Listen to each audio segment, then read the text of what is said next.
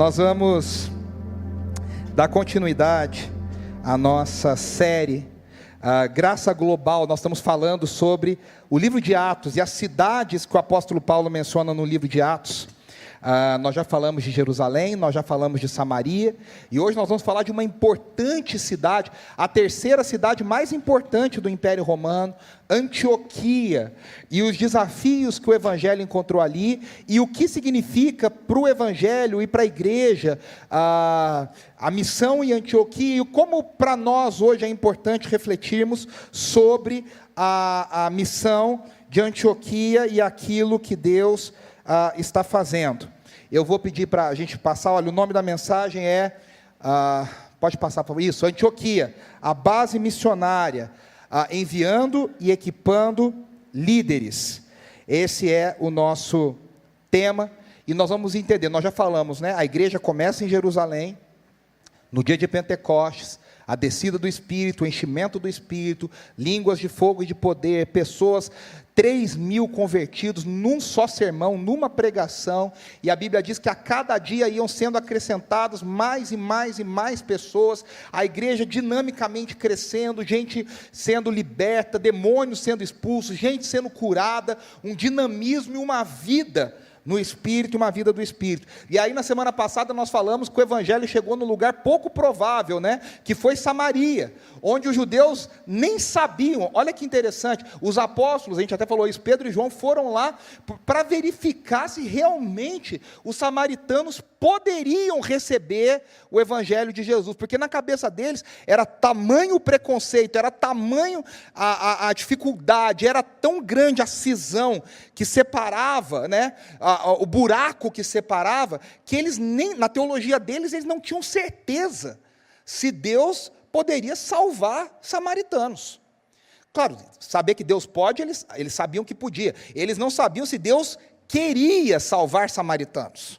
E aí, Filipe, um daqueles 7 homens que foram designados na igreja primitiva para administrar, né, os apóstolos eram chamados para pregar e para ensinar, e a igreja escolheu pelo Espírito 7 homens para administrar as partes práticas, e Filipe era um desses 7. E o outro desses 7, chamado Estevão, foi morto, apedrejado. E a sua morte causou 2 coisas. A sua morte causou um testemunho para a igreja, porque cá entre nós estamos, vamos imaginar, nós estamos aqui reunidos, de repente um de nós é morto, por causa do testemunho de Jesus, e vai até o final e sustenta o seu testemunho, e sustenta a sua fé. Aquilo é um encorajamento para quem é de verdade um cristão, para quem é de verdade temente ao Senhor, fala, caramba, eu também quero ser assim, eu também quero ter essa fé, eu também quero ter essa força, eu também quero ter essa ousadia. Então a morte de Estevão, por mais triste que tenha sido, ela fortalece a igreja. Só que ao mesmo tempo, ela desencadeia uma perseguição em Jerusalém. É interessante que o livro de Atos e a Bíblia toda sempre dá a entender o seguinte: por todo ato demoníaco, por todo ato, ação de Satanás, toda ação ruim, no fundo, não é Deus que causa, mas Deus usa até mesmo as coisas ruins para que a vontade dele seja feita. E a Bíblia diz que Deus queria tirar a igreja de Jerusalém do seu conforto. Vamos continuar, vamos espalhar, vamos pregar o Evangelho. O que aconteceu? Deus permite que venha uma perseguição. E aí a igreja é espalhada. E nesse espalhamento, ela chega a Samaria. E ela chega a outros lugares. E aí a gente viu que em Samaria, as pessoas foram salvas, alcançadas, transformadas pelo poder de Jesus e pelo poder do Espírito. O Evangelho que restaura feridas antigas, que acaba com as feridas do nosso coração, que tira preconceito, que resolve problemas familiares, étnicos, entre povos, entre nações, entre grupos. É o Evangelho que cura todo tipo de ferida e que torna qualquer tipo de pessoa uma só em Cristo Jesus. E agora o Evangelho chega em Antioquia, e a gente vai ler esse trecho maravilhoso, que é, porque Antioquia agora é um passo além. Antioquia é literalmente o mundo gentílico, porque Samaria, ainda é aquele primo distante, aquele que você não gosta, que faz você passar vergonha no Natal, é dentro da família ainda. Você não conta para ninguém que ele é da tua família, mas é da tua família, entendeu? É meio torto. Samaria era esse pessoal. Agora, Antioquia não. Antioquia é completamente fora dos domínios de Israel, está completamente fora do contexto judaico, e é realmente um lugar dominado pela mentalidade pagã. É uma cidade imersa na mentalidade romana, helenística, do Império Romano. E agora o Evangelho dá mais um passo. Antioquia é a primeira base do que disse lá em Atos 1:8, Lucas nos relata que Jesus disse, né? Vocês serão minhas testemunhas em Jerusalém, na Judéia, Samaria, até os confins da terra. Antioquia é a primeira base dos confins da terra. É o primeiro lugar onde o Evangelho se estabelece para atingir outros confins da terra, outros confins mais longe. Esse é o texto de Atos capítulo 11, no versículo 19. É muito lindo esse texto, diz assim: os que tinham sido dispersos por causa da perseguição, desencadeada com a morte de Estevão, de novo a perseguição como motivo para que a igreja haja, para que a igreja se movimente, chegaram até a Fenícia, Chipre e Antioquia, anunciando a mensagem apenas aos judeus. Em Antioquia havia uma comunidade judaica muito grande, gente que já tinha sido expulsa de Jerusalém por outras perseguições, desde a época antes de Jesus, 4 séculos antes de Jesus, tinham pessoas indo para esses lugares, para essas cidades, buscando refúgio, buscando abrigo. Olha o versículo 20, alguns deles, no entanto, cipriotas e sireneus, foram a Antioquia e começaram a falar também aos gregos, contando-lhes as boas novas a respeito do Senhor Jesus. A mão do Senhor estava com eles, e muitos creram e se converteram ao Senhor. Antes da gente continuar, algumas coisas interessantes. Antioquia era uma cidade muito importante no Império Romano. Antioquia era conhecida como a terceira cidade mais importante, perdendo só para Roma, Constantinopla, e aí vinha Antioquia. Dizem os historiadores e os arqueólogos que Antioquia tinha uma população nessa época de 500 mil pessoas. A gente nunca imagina, não sei vocês, mas eu nunca imagino essas cidades antigas com tanta gente. Eu imagino sempre com menos gente. Antioquia tinha muita gente, 500 mil de pessoas moravam nessa cidade. E ela tinha uma avenida muito grande, que era tipo um calçadão de comércio, que ali tinha comércio de todo o Oriente, de toda aquela região. Tinha muitas colônias, tinha gente até da China que morava em Antioquia nessa época. Tinha gente que vinha de todos os lugares. Então, Antioquia era um centro global. Era uma 25 de março chique, assim, bem produzido, com gente de tudo quanto é lugar do mundo. E aquele calçadão de comércio que vinha gente do mundo inteiro. Então, era uma cidade muito importante. Era uma cidade muito, como a gente diz, era uma cidade muito estratégica.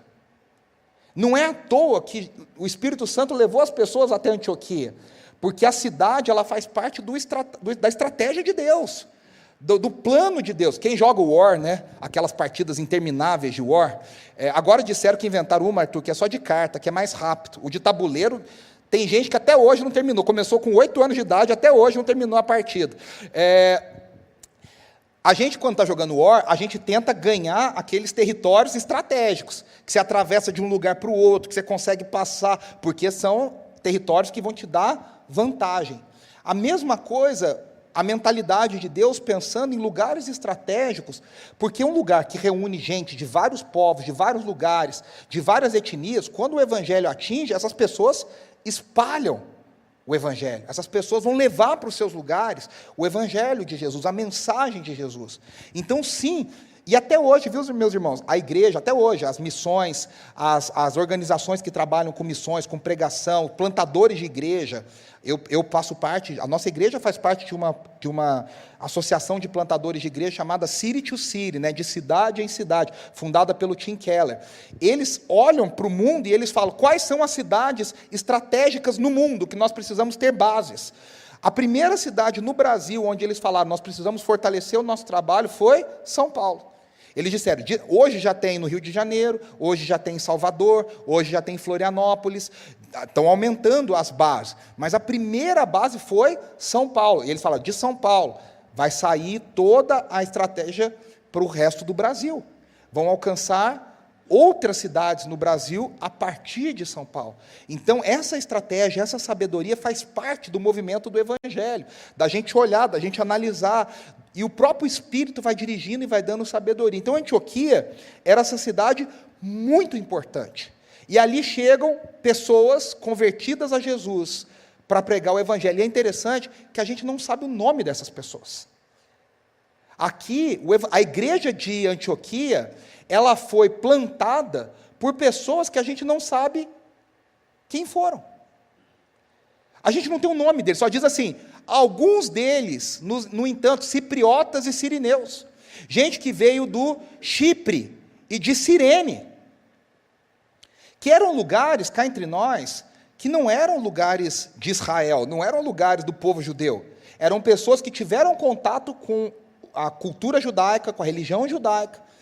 Eram pessoas que talvez tivessem origem judaica, mas que cresceram em outros lugares.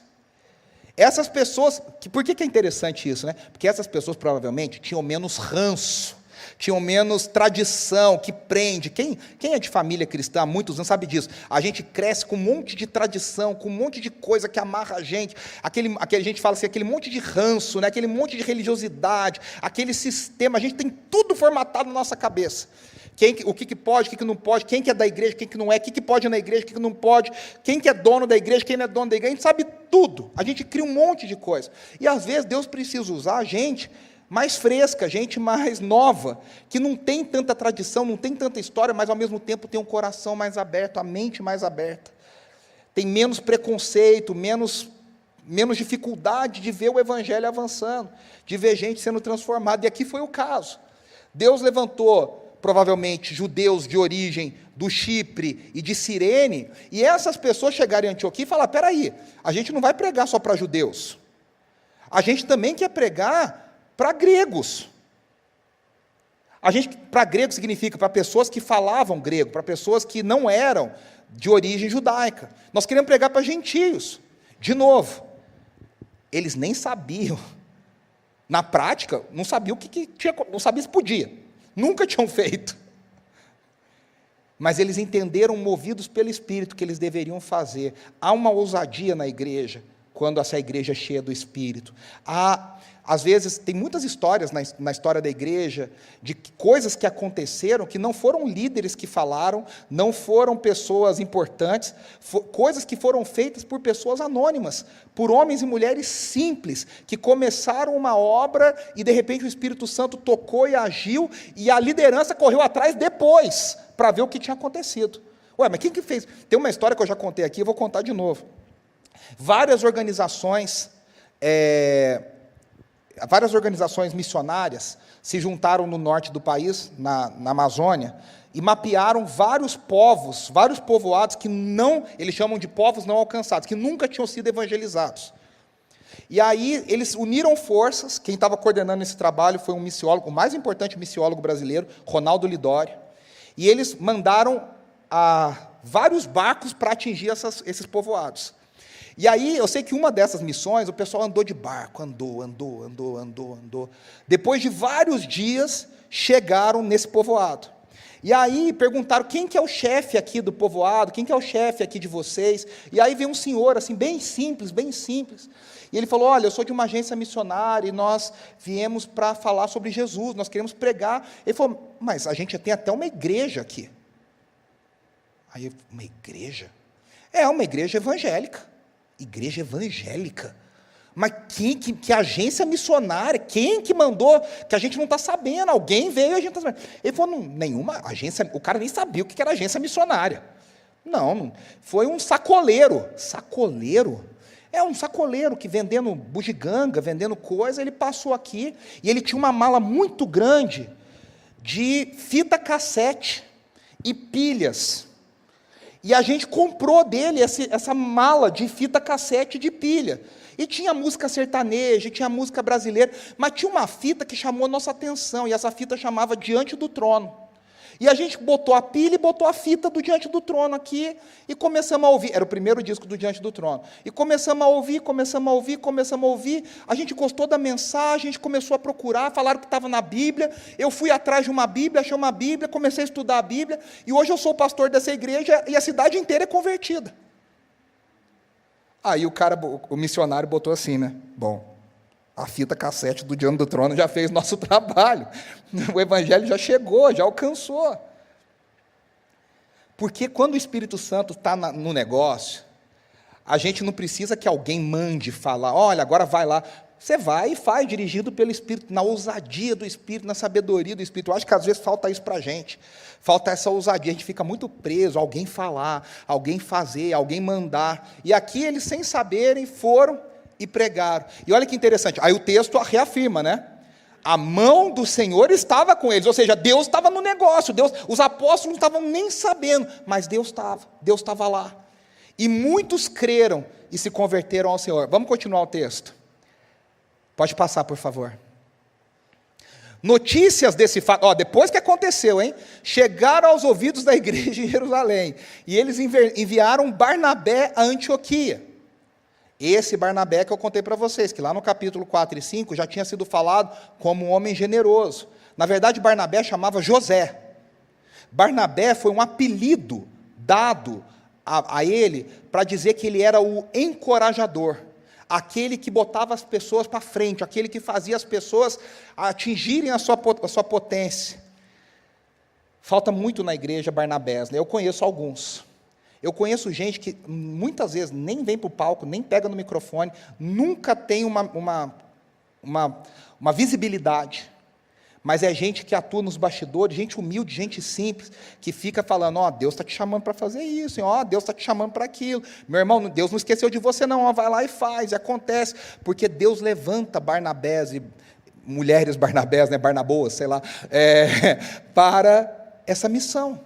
Gente que foi chamada para encorajar, gente que foi chamada para falar, não desista, não pare, continue, Deus está com você, Deus vai fazer.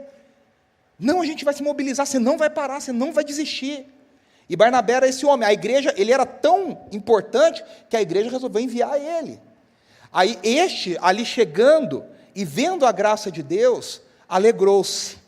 E olha só, o que o Barnabé, o encorajador, fez? O encorajador encorajou a permanecer fiéis ao Senhor, de todo o coração. Aí olha o que diz o versículo 24, Lucas nos conta, ele era um homem bom, cheio do Espírito Santo e de fé, e muitas pessoas foram acrescentadas ao Senhor. Mais uma vez esse termo, Lucas usa esse termo aqui a terceira vez.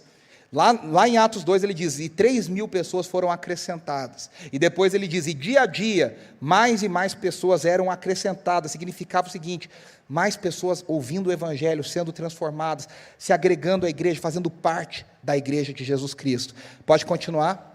Então Barnabé foi a Tarso, à procura de Saulo. Aqui, a gente que já sabe a história, que já cresceu com flanelógrafo e sabe a história de Paulo, e sabe como termina, a gente fala, Barnabé teve uma escolha inteligente, Paulo era o cara mais brilhante da igreja, era o apóstolo, que ainda não era apóstolo, mas era o cara mais brilhante, a mente mais brilhante, vamos atrás de Paulo, claro, ele é o número 1, só que Paulo aqui, que ainda é Saulo, não era o número 1, Saulo era uma figura horrenda na igreja, por quê? Alguns capítulos atrás, Lucas nos disse que Paulo se alegrava em matar as pessoas da igreja. Ele ia de cidade em cidade matando as pessoas, descobrindo aonde tinha células da igreja, e ele ia lá nas casas e matava as famílias e destruía a igreja de Jesus Cristo. Saulo não era um cara legal. Na cabeça dele ele estava fazendo um negócio para Deus. Essas loucuras que a gente vê na história, né? Gente que mata em nome de Deus, né? Não, Deus me mandou, Deus falou, e vai lá, destrói as pessoas e mata as pessoas. Saulo ele era um cara assim. Ele se converte, na verdade ele não se converte, né? Ele entende que, lá no caminho de Damasco, que Jesus é o cumprimento de tudo aquilo que ele esperava. Ele é transformado. 7 anos se passam. Aqui, quando Barnabé vai buscar Saulo, daquele dia de Damasco, foram 7 anos que a gente não sabe exatamente onde Saulo estava. Ele diz em Gálatas, ele, Paulo, que ele passou um período no deserto da Arábia e na Síria. E ele diz que nesse período o próprio Cristo pregou o evangelho para ele. Alguns entendem que foi nesse período de 7 anos que ele ficou sozinho no deserto e depois ele foi pregar na região da Síria. O fato é que, de alguma forma, Barnabé entendeu, ou o Espírito soprou, ou ele ouviu falar, e ele entendeu que ele deveria ir lá e buscar esse cara. Só que qual que era o problema de Saulo? Ninguém confiava nele. As pessoas achavam que ele era um infiltrado. A gente vai trazer esse cara, ele está fingindo que ele é um dos nossos, quando a gente mostrar para ele tudo, ele vem e mata todo mundo. Era isso que acontecia. E os que não desconfiavam falavam, o passado dele, esse homem aí não merece nada, ele merece ficar esquecido que vai para o inferno. Ele matou muitos nossos. E Barnabé, de alguma forma, movido pelo Espírito, fala, é esse cara que eu preciso.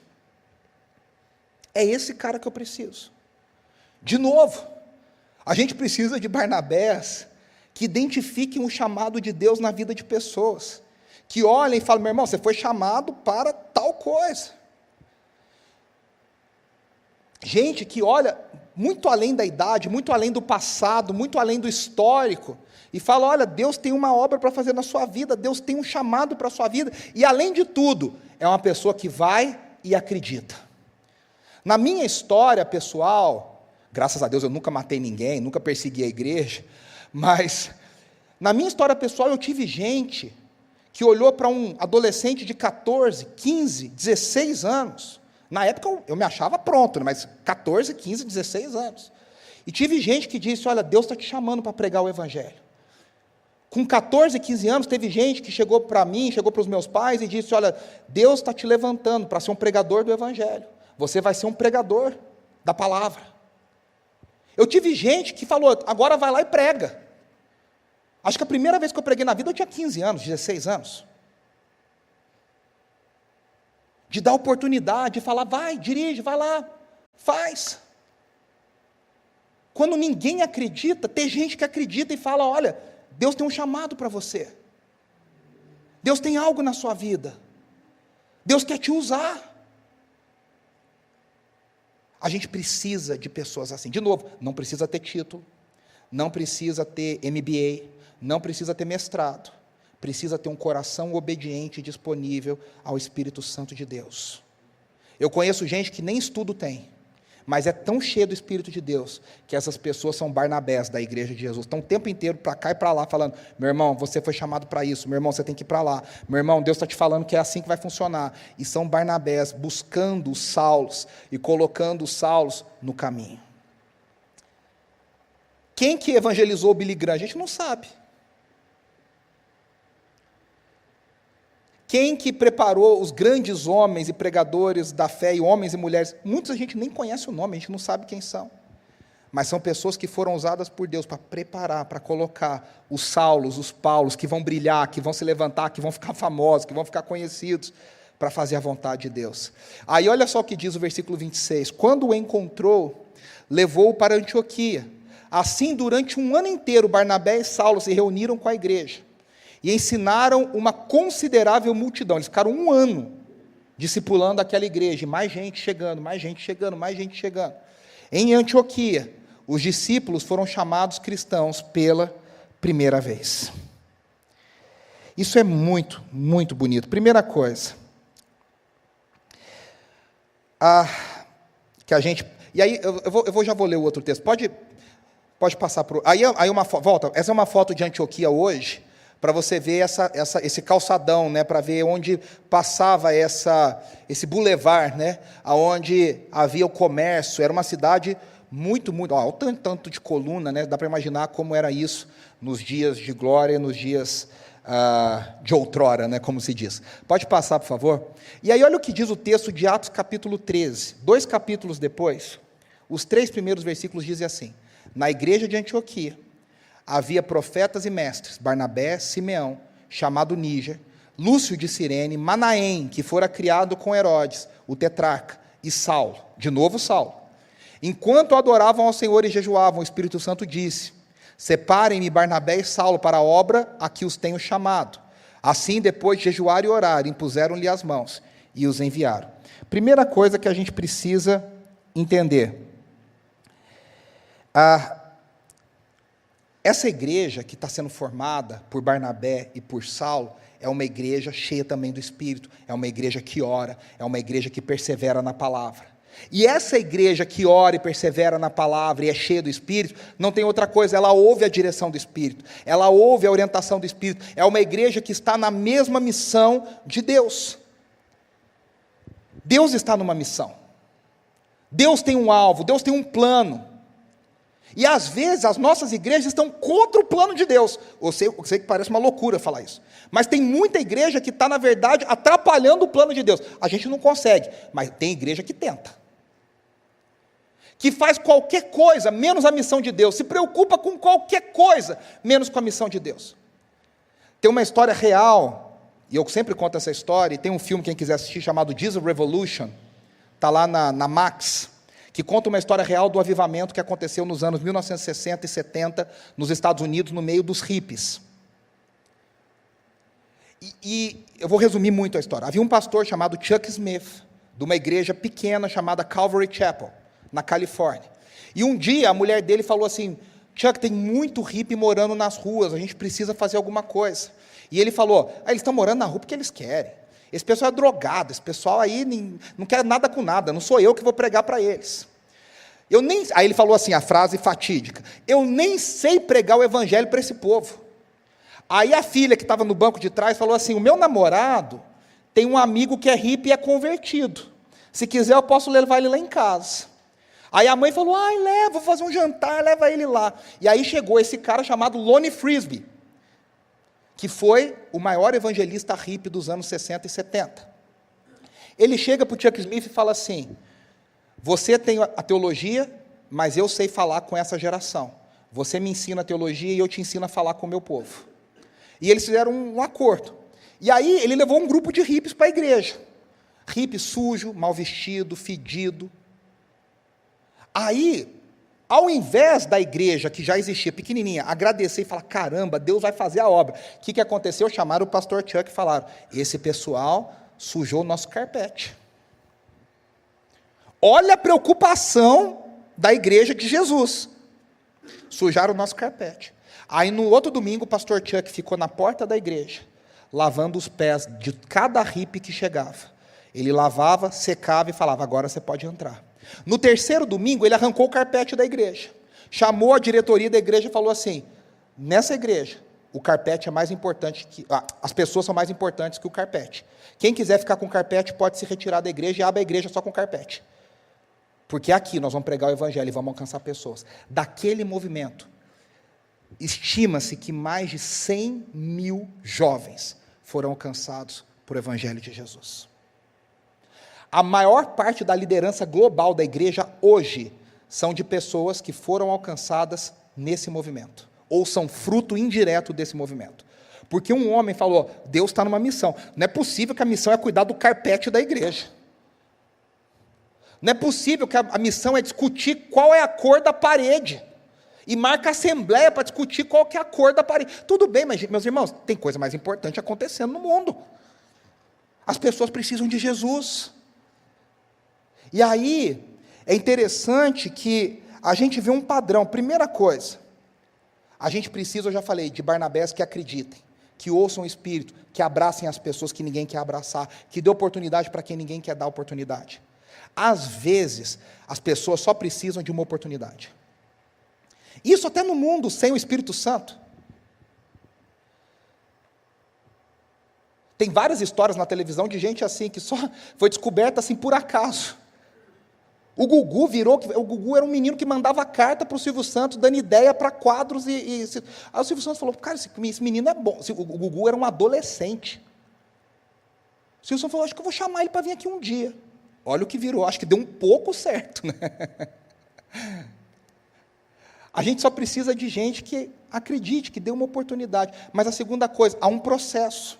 Barnabé discipulou Saulo, trabalhou com Saulo, lutou com Saulo, discipulou, ficou ali em cima.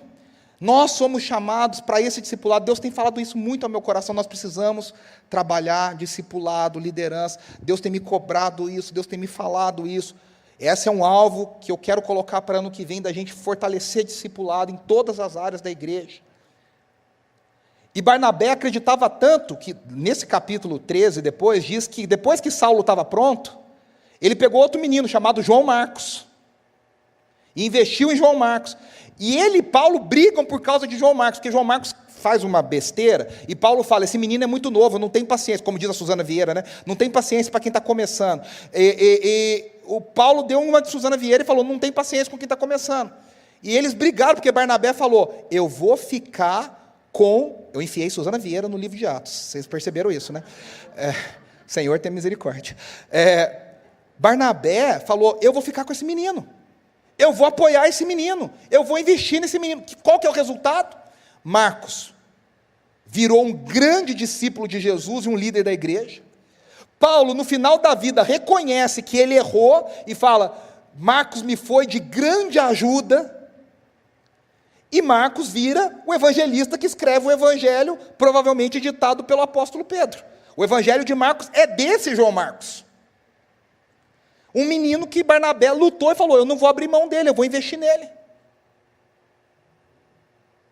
Então, há um processo de discipulado, de investimento, de vida, de ensino, de caminhada, de gente que fala, vem andar comigo, que vai errar, que vai tropeçar, como Marcos errou, como Paulo errou, mas precisa ser pago um preço de investimento, de acreditar, de dar oportunidade, de falar, você vai errar, mas nós estamos aqui, vai lá, para que a igreja de Jesus avance, alcance mais e mais pessoas. A segunda coisa é que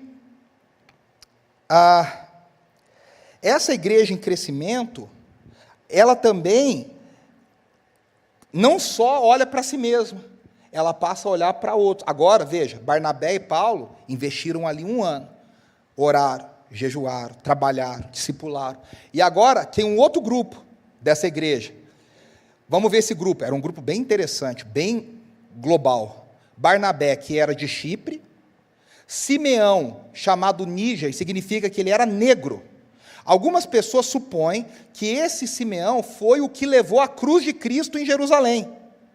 Não se tem certeza, mas há uma especulação. Mas ele era um cara de um outro lugar, de outra cor, de outra etnia. Está dizendo, é Simeão, o negro, o preto, ele é de outro lugar. Lúcio, de Cirene, uma outra cidade, uma outra região muito importante. Manaém, aí aqui dá a entender que esse cara teve algum tipo de intimidade com Herodes, que era amigo íntimo de Herodes, que foi criado com Herodes, que fazia parte da corte de Herodes. Alguns dizem que ele era a fonte de Lucas, para contar tudo que Lucas sabia sobre o Evangelho, no começo do nascimento de Jesus, que foi esse Manaém aí. E Saulo, que tem origem judaica, era fariseu de fariseus, criado aos pés de Gamaliel. Esse grupo tão diverso, estava nessa igreja, discipulando essa igreja, trabalhando nessa igreja. E veja, enquanto adoravam ao Senhor e jejuavam, o Espírito Santo disse, separem-me Barnabé e Saulo. A pergunta é, quem falou para quem? O texto não diz, o Espírito Santo falou, mas como é que ele falou? Desceu uma voz do céu? Provavelmente não. Provavelmente foi alguém da igreja, algum profeta que falou, olha, eu tenho uma palavra aqui, Deus está falando, é para a gente separar Barnabé e Saulo. Só que toda a igreja teve testificação, a igreja estava unânime em oração. E aí diz, assim depois de jejuar e orar, impuseram-lhe as mãos e os enviaram. Quem enviou? A igreja. Quem colocou a mão? A igreja. Quem impôs as mãos? A igreja. Essa igreja cheia do Espírito. Essa igreja que agora vai encarar uma missão global. Porque aqui, meus irmãos, é a base do que Paulo e Barnabé vão começar a fazer para pregar o evangelho no mundo inteiro. Aqui é o início do que a gente chama, na sua Bíblia talvez tem até lá um mapa no final, a primeira viagem missionária de Paulo. Paulo fez 3 grandes viagens missionárias. Aqui é o início da primeira. E qual é a base deles? Antioquia. Antioquia é uma igreja plantada pela ação do Espírito, de gente discipulada, cuidada, capacitada, treinada. E essas pessoas agora entendem que elas não existem para ficar só ali, elas querem alcançar mais gente. E essa igreja agora fala, nós vamos enviar 2 missionários. Isso significava o quê? Nós vamos apoiar vocês, nós vamos sustentar vocês, nós vamos orar por vocês, nós vamos enviar recursos financeiros para vocês. E através da igreja de Antioquia, muitas outras igrejas começam a surgir. Muitos outros, todo o Império Romano daquela época, todo o mundo daquela época foi alcançado pela mensagem de Paulo, pela mensagem de Barnabé, porque uma igreja chamada Antioquia, uma igreja da cidade chamada Antioquia, se dispôs a acreditar e a lutar e a fazer a vontade de Deus. Essa é a nossa missão, esse é o nosso chamado. Sermos uma igreja com uma visão global, que alcança os que estão dentro, que cuida dos que estão dentro, que quer abraçar os que estão dentro, mas que quer também alcançar aqueles que ainda precisam ouvir do Evangelho, que ainda precisam ser alcançados. Em São Paulo existem grupos que não foram alcançados pelo Evangelho. Em São Paulo há grupos que precisam desesperadamente do Evangelho. E a gente precisa ter sensibilidade ao Espírito Santo, a gente precisa ter Barnabés, que são sensíveis ao Espírito Santo, para encorajar outros, para apoiar outros, para discipular outros. O discipulado era tão bom, que o texto diz, em Antioquia foi a primeira vez que eles foram chamados de cristãos. Provavelmente esse nome foi colocado como forma pejorativa. Todos os nomes que a gente conhece, basicamente na história da igreja, foram colocados para tirar sarro. E olha lá, esses aí são os cristãos, querendo dizer, são aqueles que, porque eles achavam que Cristo era um nome, eles não entendiam que Cristo era uma característica do Yeshua, do Jesus, o ungido. Eles achavam que Cristo era um nome, o pessoal que falava grego achava que Christus era um nome. Então, o pessoal daquele Christus lá que foi crucificado, aquele nazareno insignificante. Olha aquele grupinho daquele povo lá. Por isso que eles eram cristãos. Só que isso depois se espalha. No livro de Atos não, no livro de Atos eles eram chamados de aqueles do caminho, outros nomes que eram chamados, mas depois esse nome pega, e a gente passa a ser conhecido como cristãos. Olha que honra, aqueles que pertencem a Cristo, aqueles que são segundo Cristo, aqueles que são pequenos cristos. Esse é o alvo do discipulado. Eu e você, e não ache que você dá... E aqui eu posso falar com muita tranquilidade, não, mas eu dou meu dízimo, minha oferta, o pastor é pago para fazer isso. Não, faz parte do meu trabalho. Mas cada um de nós somos chamados e precisamos ser capacitados para sermos discipuladores e formadores de outros cristãos, de outros pequenos cristos. Eu sempre conto uma história, de uma pessoa que foi fazer o aniversário da filha na casa, e na hora de cantar o parabéns, ele falou assim, cortar o bolo, ele falou assim, o pai, né? Eu ia fazer uma oração aqui, mas o pastor está aqui, ele é pago para isso, então eu vou deixar o pastor orar. Meu irmão, não é porque tem um pastor que é pago para isso, que você como pai não vai orar, que você como mãe não vai orar, que você não vai exercer o seu papel como cristão. De novo, a igreja local existe para potencializar esse discipulado, para dar ferramentas, para dar apoio, mas cada um de nós somos chamados. Cada um de nós é chamado para viver o Evangelho, ser um pequeno Cristo, ser um cristão, e viver a missão da igreja e expandir. A missão de Deus é sempre para fora. Tudo que traz a gente para dentro, eu desconfio se é de Deus. O olhar de Deus é para fora, é para alcançar, é para atingir, é para ampliar, é para multiplicar. Que a história de Antioquia nos ajude a entender que o mundo de hoje precisa de muitos Barnabés. Tem muitos Saulos por aí, tem muita gente boa encostada, parada, que as pessoas desconfiam que tem uma história terrível, que tem um histórico terrível, precisando de alguém que fale, Deus te chamou, nós vamos acreditar em você, nós vamos apoiar você, nós vamos investir em você, que a gente tenha essa sensibilidade de perguntar a Deus, o que o Senhor espera de mim? Como eu posso ouvir como nós queremos ser uma igreja sensível ao Espírito? como nós queremos profetas de Deus no nosso meio, que ouçam a voz de Deus e digam: olha, o Senhor está me falando isso, isso e isso. Deus está me pedindo isso, isso e isso. Deus está mostrando que a igreja tem que seguir por aqui. E a igreja unânime, no discernimento do Espírito, percebe se essa palavra vem de Deus ou não vem de Deus, e se essa direção é de Deus ou não é de Deus. E a igreja unânime apoia, ora, investe